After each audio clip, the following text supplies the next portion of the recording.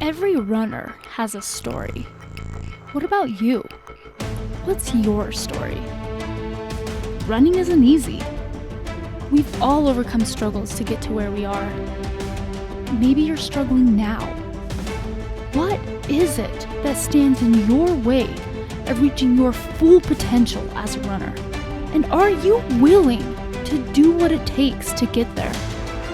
If you're not sure, listen to this story about how this runner overcame an obstacle that seemed absolutely impossible. And remember, if they can do it, you can do it too.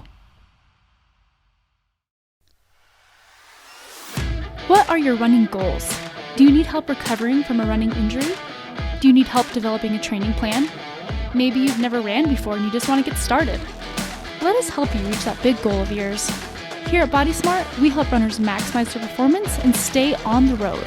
To learn more, ask questions, or to set up your first free appointment, go to bodysmartutah.com or call us at 801-479-4471. Good morning and welcome to Running Unbroken. I am Dr. Mark Humbert, and I'm here with, I guess it's Dr. Rod Hansen, yes. Right? PhD here.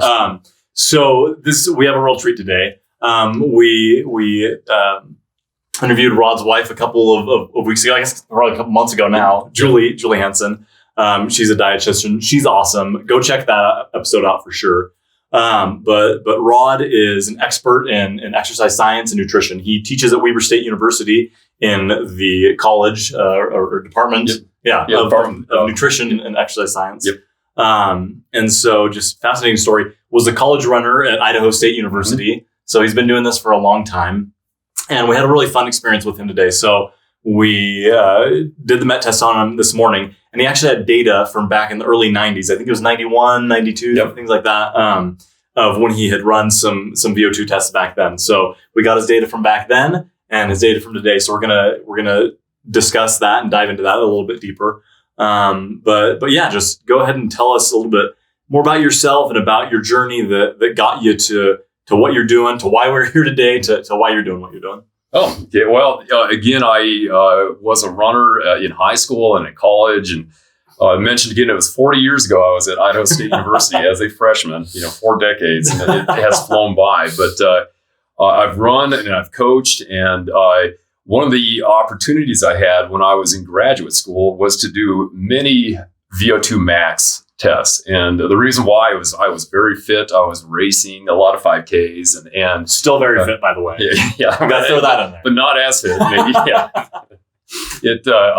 But I had the opportunity to do a lot of Vo2 Max tests. Now, this is back when I was about 27 years old, in graduate school. And, life has progressed on from there. And now I'm 59. Okay. And a little bit of where's Rod at right now? Well, life comes along. You have kids, you have work, and you have a lot of changes, and then we've all experienced in the last 2 years COVID, and COVID has taken a lot out of all of us, including me, and so what we did today was we're going to compare the 59-year-old Rod, against the 27-year-old Rod. So we've got 32 years of wear and tear, and we're going to see where am I at, and maybe what can I do? The big return, I guess. Yes, so, yes, I love it. So, yeah. Okay, let's dive right in. We'll just jump into it. I am still a paper pencil kind of person, and I might have to put my glasses on as I'm looking at stuff. But a little bit of the changes that I've had in 32 years. My weight back at that time was about 168 pounds, and I'm about 183 pounds today. So I put on about 15 pounds of weight, Now, let's get into a little bit more of that. My body fat at that time was probably, I have to do a little bit of an estimation. It was about between about 8 to 12% body fat. Okay, now I say 8 to 12 because you got to remember this is 30 some years ago, and even though the theory has not changed on how we look at body fat, the instrumentation and the ability to do electronically measuring has really improved how we can do more accurate measurements. And so I'm using about 8 to 12 because back then, depending on what kind of machine you had and how you did it, it could vary a lot. And so I did a body fat test the other day and what I would argue to be a pretty accurate one. Back then I was 8 to 12. Now at 59, I'm on about 17%. So I put on a few pounds, just a little bit of pounds, and this will show up later. The kind of doing some ballpark estimates, it is my lean body mass, the muscles, roughly about the same. I think I'm putting on some weight. I still like to think I'm a lean, mean machine, but maybe not so much. Yeah. So that's a little bit of the anthropometric changes, and now we did a max test, and I will talk about that in just a minute, but I'm going to skip down to a little bit of more about me now compared to back then, and so back in the early 90s, again, I was kind of that post-college running and competing, and I was doing a lot of 5Ks, and I was living in Colorado at that time, and I could run consistently about 15 minutes in the 5K. Yeah. There were some certified 5K races that I was able to break 15. Yeah. But I was right around 15. Okay. Now I'm going to fudge just a little bit. How does that compare to Rodney at 59? Well, COVID has kind of slowed us all down, including Rodney. Yeah. And so I'm going to use my time from the 2019 Ogden 5K. That's really the last legitimate race that I went into to say I want to race. Yeah. And I ran 20:25. So I got. I'm going to say that's still impressive. I'd like to think so, but as far behind as I was from the winter. It's a little bit different, I guess. Now, when you age grade my times, okay, now I'm going back to my 27-year-old Rodney. I age graded right around 84%. Now, compared to what I did in 2019 in the Ogden Marathon, I age graded at 75.74. Yeah. So I comparatively, I have dropped a little bit, but at the same time, let's look at the mileage and what I was truly doing mileage-wise back then. And this is all you runners out there can identify with this because we all feel it, Back then, my mileage is about 60 to 70 miles per week, depending on the week. And as you all know, when you're getting into the racing mode and tapering and everything else, but roughly about 60 to 70 miles a week. Yeah. And usually what I tried to do, I was big into doing a lot of interval training, the hard, easy principle that we do, but doing a lot of interval, high intensity interval type of training back then, Yeah. Now, what am I doing at 59? Well, about 25 to 30 miles per week, Now, COVID has taken a lot out of us. And we were talking earlier, do I get a lot of high intensity type of interval type training in? Not near as much. I try to get out once a week and do it, but even doing that, it has been hard to do. Yeah. And so comparatively, I'm doing a lot less training, which would factor into how deep is my foot in the grave, So, but anyway, back to the mileage. I'm doing about 25 to 30 miles per week. And again, COVID has changed for all of us how we can do this. And I'd like to get back into doing more mileage and more interval type training. Yeah, that's it. And so we got a little bit of a baseline going on. Yeah. Well, I mean, it's fascinating to look back at your early 90s data and see just some of the changes, right? Mm-hmm. So I think we had the max was like a 78.5 or something like that, Vo2 Max back in the day. Mm-hmm. It was interesting because you can look at it. So we looked this morning at over a couple of different months and just seeing like how your training changed throughout the time.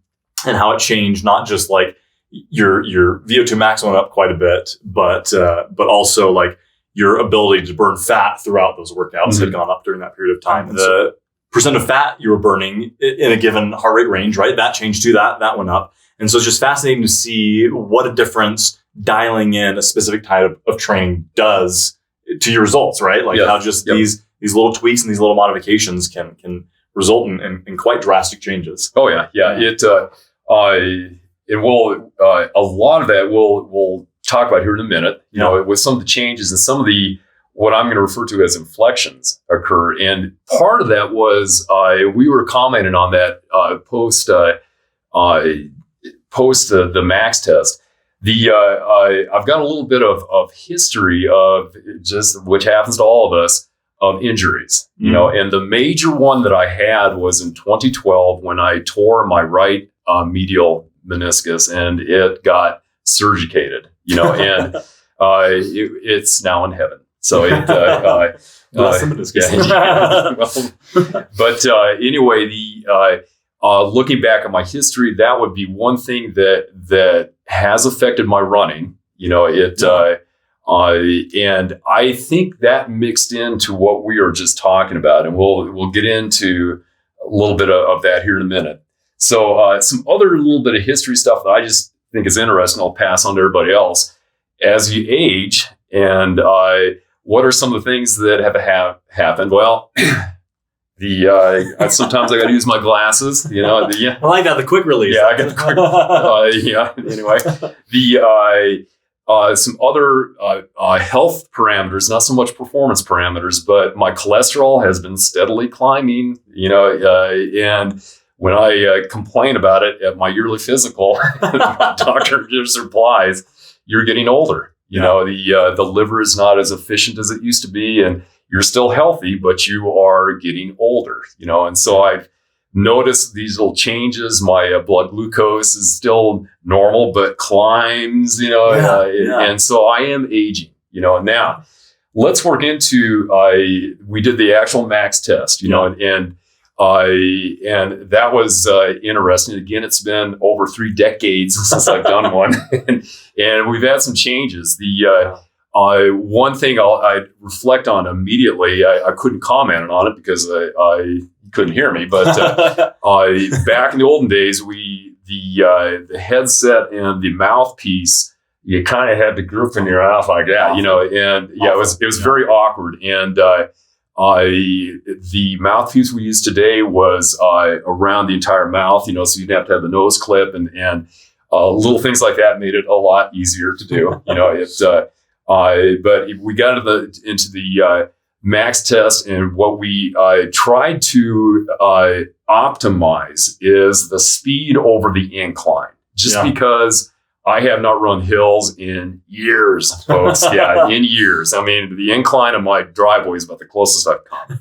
You know, I just happened with COVID. And so we're trying to optimize how I can perform for this test. Now, what did we find out? Let's get right into how deep is my foot in the grave kind of thing. I'm going to start out with a pleasant surprise I had and talk a little bit about in detail about that. My max heart rate back at 27 was about 181 beats per minute, you know, maximum heart rate. And I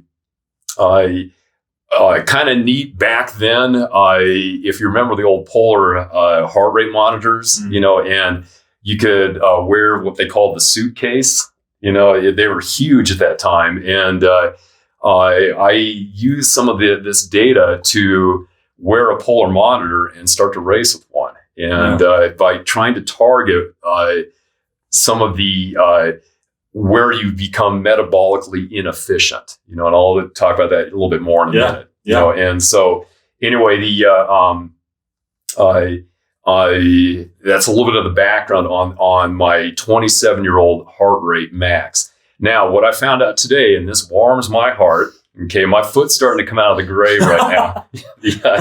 There's hope. Yeah, looking over the output, my max heart rate was 162. Now, again, I'll mention that warms my heart because the rule of thumb that's taught in your basic exercise physiology class is that you lose when you kind of hit that midlife and you're starting the long goodbye. You lose about 1 heartbeat per year, and I'm well above not as big of a loss. Yes. Yeah. You're above that. Yeah. It's kind of like, all right, doing something right. Yeah. And I know in my physical, my blood pressure and so forth also reflects, being not only healthy, but I guess, fit. Yes. I'll say that. But anyway, that warmed my heart to see that, my heart, my max heart rate is not falling as quickly as the average American. Good way to put it. I like it. So another good reason to run, folks. We runners. Well, and then I think another thing was cool when you kind of got into that section where you're just really metabolically efficient. I mean, you just stayed at a range of speeds, like you stayed so efficient and just kept that steady heart rate for so long, which is like another really good indicator of fitness, right? Of fitness. And I would even, let's talk about that. What happened there?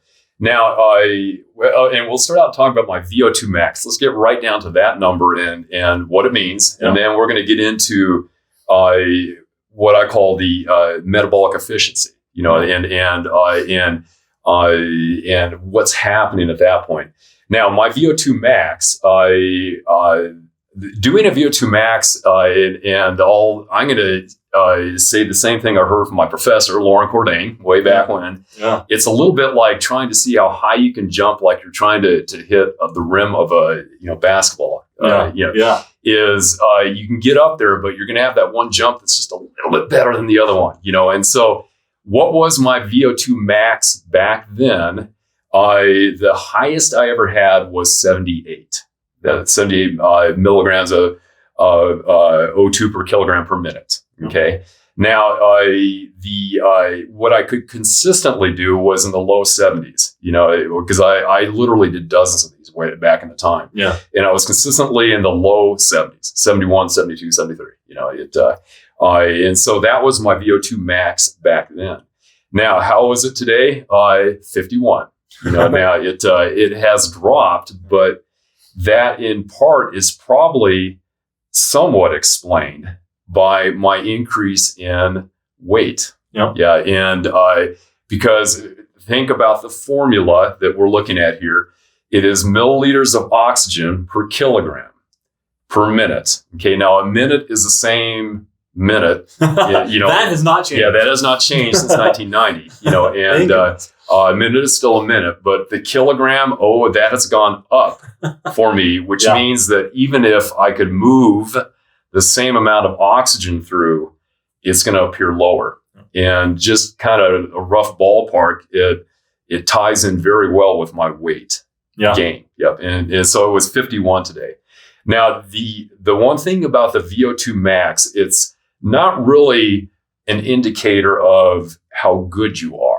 Yes. It's just kind of an estimate of what you might be able to become. Yeah. And I love that. Thank you for bringing that point up. And so all it is how much oxygen you can move in. Now that where the oxygen starts to the ability to use it and to use carbon, get the energy out of the carbon is where it gets interesting. Okay. Now, I'm going to jump ahead to what happened when the bear jumps on your back. Okay, and we've all been there in that race when it's like, oh my gosh, I've got a mile left and I am hurt. Kind of thing. Kind of thing. What's kind of going on there, and we can kind of see it in when you do a Vo2 Max. Now I'm going to go back to the 27-year-old fit Rodney. Okay, I had a Vo2 Max of we'll go with 73, and what we are looking at, and you kind of alluded to it earlier, is when are you becoming more inefficient? Okay, and it is a combination of how you can burn. I'm not going to use the word burning because if we actually burned, we would go up in flames, and your car burns gas to get the energy out of the carbon-carbon bonds, but we get energy out of carbon-carbon bonds by metabolizing it, by converting it, actually is what we say, and so into ATP and energy. Now or energy. Now to get that energy out of the carbon-carbon bonds, we use 3 nutrients. We can use fat, carbohydrate, and I'm including protein, but let's not include protein. Let's take that out of the picture because mammals want to conserve protein. We got better uses for it than to use it for energy, and I mentioned that because one of you well know I'm into fad diets, and this is one of the things that fad diets like to turn a blind eye and a deaf ear to. Is the way Mother Nature has designed us. It is to conserve protein. But that's a different story. Let's get back on track. We'll have to explore that's another presentation. Yes, definitely. And you've already heard how I can preach on that. But fascinating. But let's get back to. Let's get back on track here. So back to what is happening as I am running along and doing this Vo2 Max. The mammals and humans are wired and plumbed to use fat. Your body loves to use fat. You got plenty of it on your body. It wants to conserve protein and carbohydrate. Okay, it will conserve carbohydrate. Now, but we will still use carbohydrate. And this is why it's important to have adequate carbohydrate in your diet, okay? Because for a couple of reasons. One is to completely metabolize fat, okay? You've got to have a little bit of carbohydrate. In exercise physiology, they call that burning, although I hate using that word, burning fat in a carbohydrate flame. And it's kind of a nifty way of saying you got to have a little bit of carbohydrate coming in the TCA cycle to be able to metabolize acetyl-CoA. Isn't that impressive? But it's true. Now, with that in mind, as you're doing the Vo2 Max, your body is trying to maximize its use of fat. Okay, now, as you're ramping up the intensity and I'm getting fatigued, a couple things happen is the load of energy that you have to produce, ATP, is going up and up and up. You're becoming less and less efficient. And so what will happen is your RER will start to change. You'll go from using predominantly predominantly fat to more carbohydrate. Okay, and we call it the RER. Okay, and I've heard people say, the RER is the RQ at your mouth, and it's like, well, that's kind of true. And let's just take a minute to talk about RQ and RER, just to get that out there, and because there's a lot we can say about that. Okay, the RQ is derived. It is chemically derived. It is how much oxygen you need to metabolize. It is a calculation. Let me try that again. A calculation of how much oxygen that you need compared to the CO2 that you produce to metabolize either carbohydrate or fat, and that's called the RQ. It is not measured. It is derived. It is chemically derived, biochemically. Oh, there we go. Throw that in there. Yeah, I'll throw that. Or bioenergetically. Oh, there we go. That's even more impressive. There we go. Now we got that down. Now with how do we measure RQ? Well, we measure it when we do the Vo2 Max test by looking at respiratory exchange ratio, and it's the O2 in over CO2 out. And in a steady state, it's reflecting how much fat to carbohydrate you are using. Now, there are times when the RQ and the RER are very similar, and that's what we're going to look at here in a minute. But there are times when they can be drastically different. And we're not going to get into that now. But let's get back to the RER. And so I'm up there on the treadmill and I'm running, and my RER is gradually climbing from 0.7 up to about 1. And what that means is that at the lower intensities, I can use predominantly fat. Your body is wired and plumbed to use as much fat as it possibly can.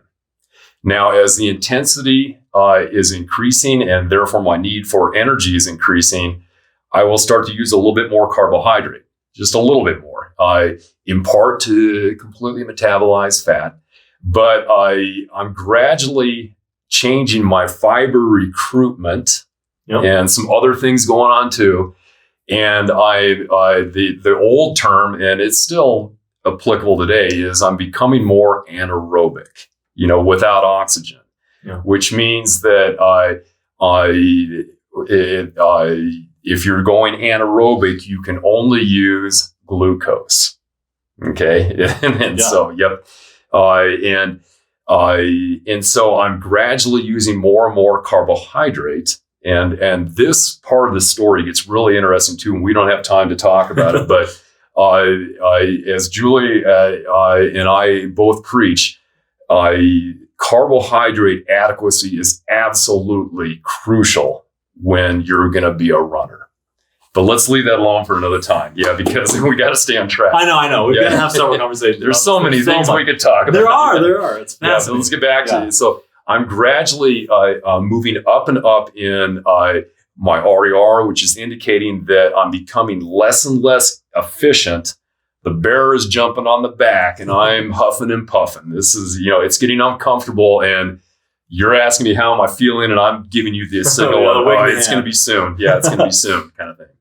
So it is coming up. Now, this is where what do they call that point when again, the bear jumps on your back, kind of thing? Well, it is where you're really starting to huff and puff. Your ventilation increases. And so if we were to graph it, there's a point where, oh my gosh, you're really breathing a lot. You're ventilating a lot. And so I look at that. It's also the onset of blood lactate accumulation.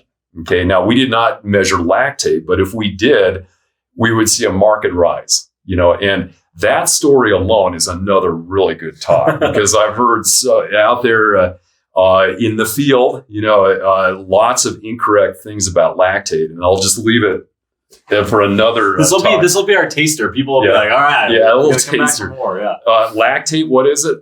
My quick answer is it's actually your friend. Thank you. It is your friend. Is it a waste product? No. How do you deal with it? Well, your body's actually pretty good at saving it, but let's leave that to another day. Yeah, because we're going to get off track. So anyway, let's get back to what's happening to me. My ventilation is really increasing. The exchange at the lung level, they call it the gas reversal, is unloading CO2 and loading O2 is getting really inefficient, and things are starting to crumble. Yeah. Okay, and this is where you're saying, "How you doing, Rod?" And I'm like, I'm getting close. It's the finish line is pretty close. Yeah. Okay, so with that in mind, I'm going to call it the onset of blood lactate accumulation, ventilatory inflection. Let's call it where things are breaking down. You're becoming metabolically inefficient, and so I'm going to look at my old Vo2 Max, okay, and where did that happen in my Vo2 Max? It happened at about 89% of my Vo2 Max back when I was 27 years old. Now, what does that mean? Well, that's where, if I'm running, that's about where I would want to cruise at, and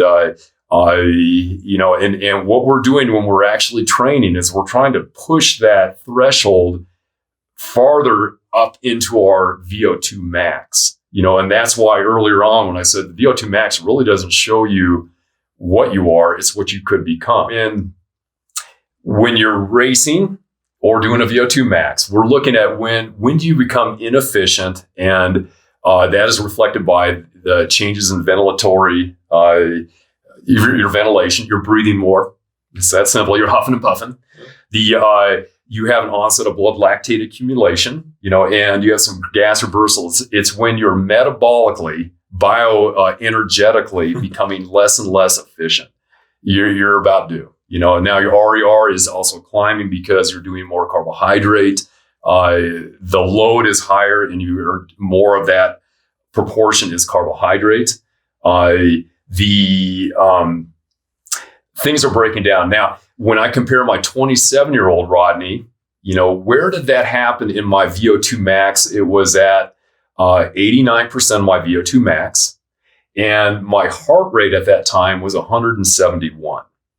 Okay, and I'm looking back at this. Now, back then, 30 some years ago, I took that 171. That's about where,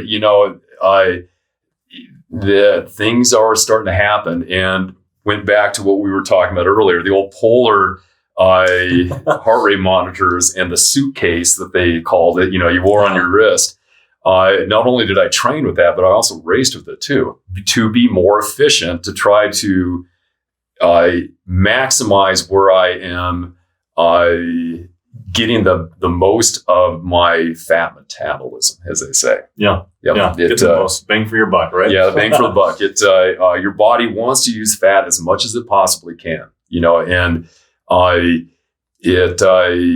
that's the whole thing of getting into shape. Is I tell athletes and my students, I guess, when you're getting into shape, what you're really doing is you're getting better at moving oxygen in and carbon dioxide out. It's that simple, and so all of these changes that happen biochemically and bioenergetically, I'll throw that into to look impressive, is to enhance that. So back to me, let's compare me against now. Yeah. My Vo2 max is about 73, and at about 89, 90% of my Vo2 max is where I became a mess. I became inefficient, at 171 beats per minute. Now, where did that occur in today's Vo2 max? I was 51. That was my Vo2 max, and it occurred at about 82% of my Vo2 max. Now there's one thing I forgot to do. I should have checked my heart rate at that time. Yes. Just for kicks. But what does that show? Let's get right down to it. Well, my Vo2 max has gone down, probably mainly due to weight gain. Yeah.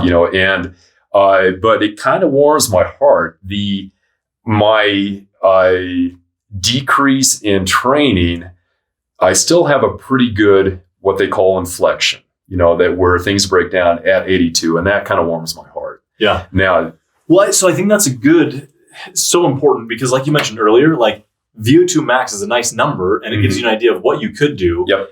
But it doesn't tell you what you should do to stay fit and to stay healthy. And so tracking some of these other metrics and training in certain ways really lets you dial in things. And that's what we see reflected now, right? Like, even though the Vo2 max is different, like your ability to be efficient and to like handle blood lactate has stayed pretty similar. Yeah, really it has. It'd be interesting to look at lactate if we could.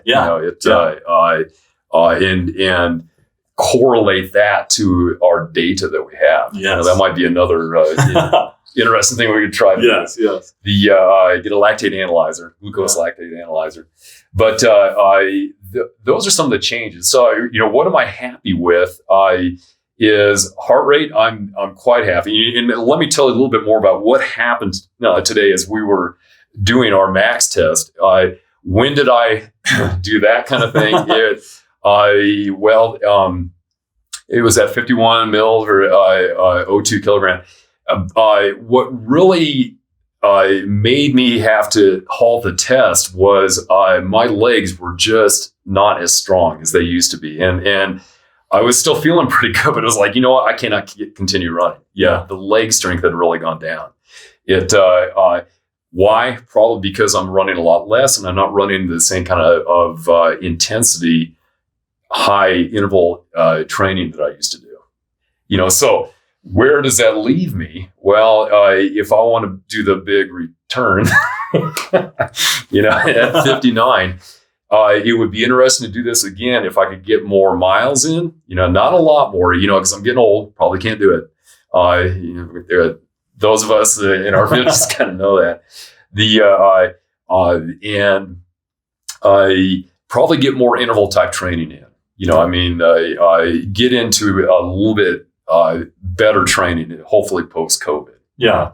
Obviously throws a wrench in things, right? And one last thing I'll mention, one of the things that we made sure we did is after it's done, you're kind of in that recovery mode, and one of the things that was impressive at 27 was you look at your post-RER, and usually the higher it is above 1, the more CO2 you're blowing off. They back then they call it, I believe they still do, your buffering capacity, your blood buffering capacity. And back then my RER at 27 rose to about 1.43, which meant, hey, the 27-year-old Rodney was pretty darn fit. He was pretty darn fit. Yeah. Today, he was about 1.05. Not near as fit. It would be interesting with more interval type training and consistent training to see if that improves. Yeah.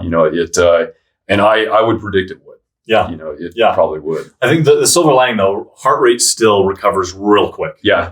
You did a good job there. Yeah. I passed. Yes. We got to I'm starting to pull my foot out of the grave. Some reflections I had, as we were doing that max test and we were discussing it afterwards was, it's a little bit like riding a bike because you don't ever forget, and one of the things that all you runners out there can identify with, we train and, we learn how to run efficiently. That's everything from our breathing. The less you ventilate, the more efficient you can get. We were trained to do that. And we hit that sweet spot with our strides too. Yeah. And we were commenting on that earlier as we were doing a protocol to increase the speed, not the incline, and at about 8 miles per hour for me was when I could really stride out. And I want to look again at some of our data. I think that it will show that I was becoming a little bit more efficient. Yeah. I was able to see out of the corner of my eye my VO2 at that time, and I noticed it would go down a little bit when right after you had changed stuff. Yeah. And I was probably using that opportunity to stride out a little bit and save a little bit of energy, and then get into that stride like we do when we're racing. Yeah. No, it was fascinating to watch that, bump up and go back. Yeah, kind of. You learn how to be as efficient as you possibly can, and both in your stride and your breathing, and with all of those parameters of racing. Let's get right back to being a runner. Yeah. Yeah. No, absolutely. Well, and I think that's the obviously as a runner, anyone, right? You go on the internet and there's just so much information, right? And it can be confusing. It can be a lot to deal with. But being able to find out some of these things, like how efficient your body is and how to make it more efficient, can be so beneficial for not only helping you improve performance, but just helping you feel good while you're running. Yeah. One thing that we find all the time is that because people get into that area where they're just burning so much carbohydrate, right? Yeah. They just never have enough gas in the tank, right? They're always trying to do that. And one thing we always tell people, and you mentioned this earlier, right, is that we really were born to burn fat, right? Mm-hmm. We're built for endurance. Yep. And, we have, and not even all that's usable in individual muscles, but we have basically a day's worth of calories stored of carbohydrate versus tens of thousands of calories of fat that we can use, right? And our body's just like, yep, let's use some here. Let's use them here.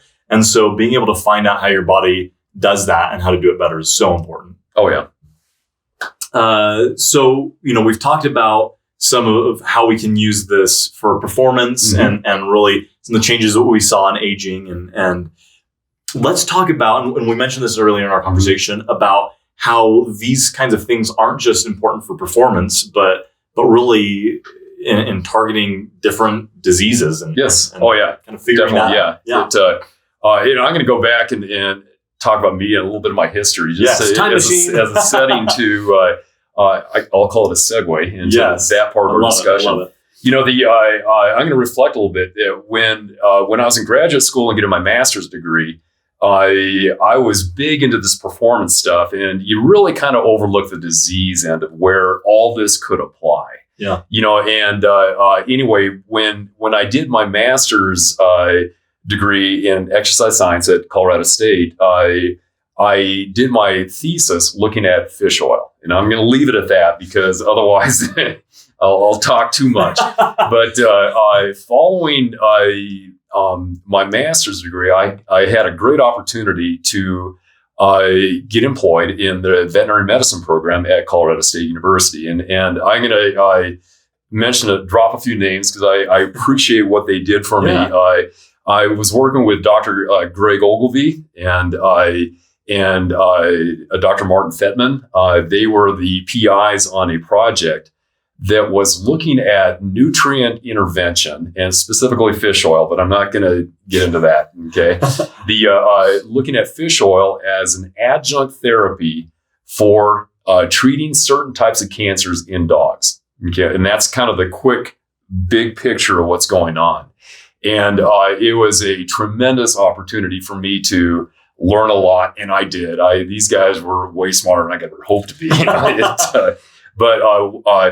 We were doing this kind of cancer research. We're all on this team. And one of the things that we did was calorimetry with these dogs, just like what we did with me a half hour ago, and now not quite the same. They weren't on a treadmill doing a max test, but we did look at their calorimetry. We had them lie on the floor and we would look at their calorie burn, like what we did today. Yeah. I used that word and I promised I wouldn't, but their calorie usage and so forth. Yeah. And we would also, to a certain degree, analyze from their CO2 usage and their O2 usage, or CO2 produced and O2 usage, looking at some of the substrate utilization, carbohydrate and fat going on.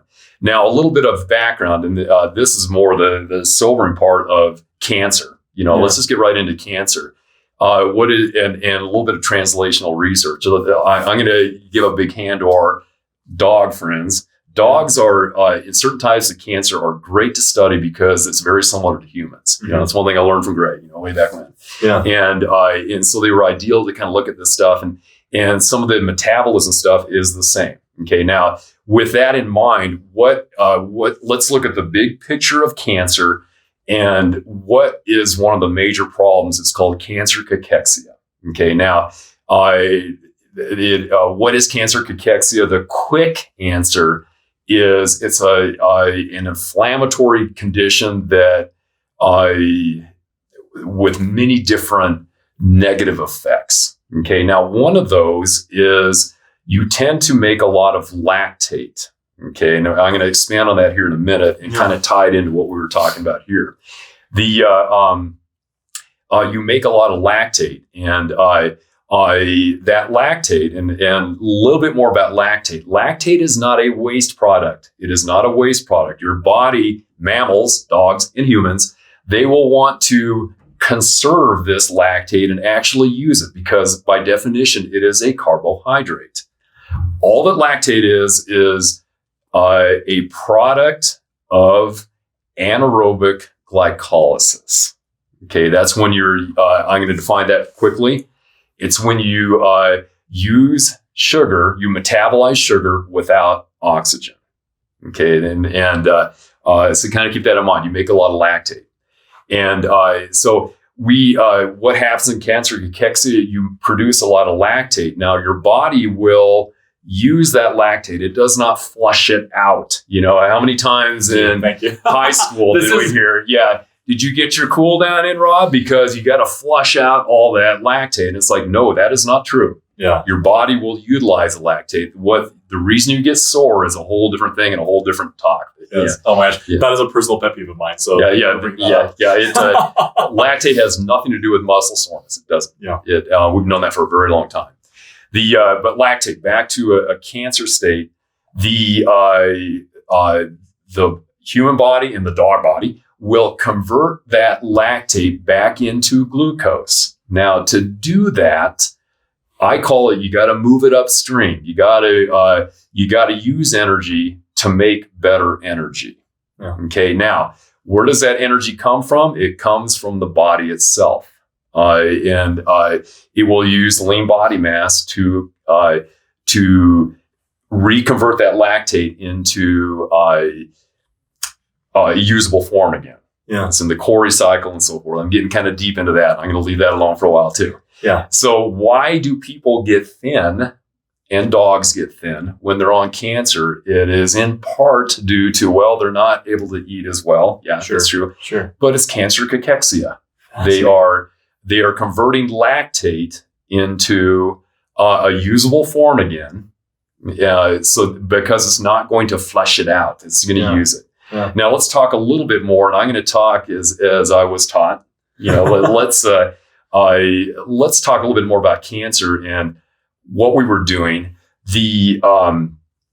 Let's look at the dog or the human as the host. Okay, and if they got a big tumor growing on them, let's call that a parasite. Yeah. Okay, and that tumor is the cancer parasite. If that parasite, the cancer, can only do anaerobic glycolysis, then it's going to produce a lot of lactate. And so that lactate will be reconverted back into a usable form, but it's going to use the host body to do it. So that's kind of what's happening in the big picture. Yeah. So back to all of this that we were doing today, and it was neat to me. I'm kind of reflecting here to see this stuff going on and measuring it. And we even looked at lactate too, and I think that'd be neat to do with this. Yeah. In a disease condition, not a performance condition, and the long and short of it, I'll get right to the big news. Did our nutrient intervention make a difference? And yes, it did, just a little bit. Now I'm not going to say that we did not cure, we did not prevent, but it seemed in certain circumstances to help. Yeah. And to me, it's neat to see this stuff tie into disease research. Yeah. So that was a tremendous opportunity that I had back then, and I learned a lot.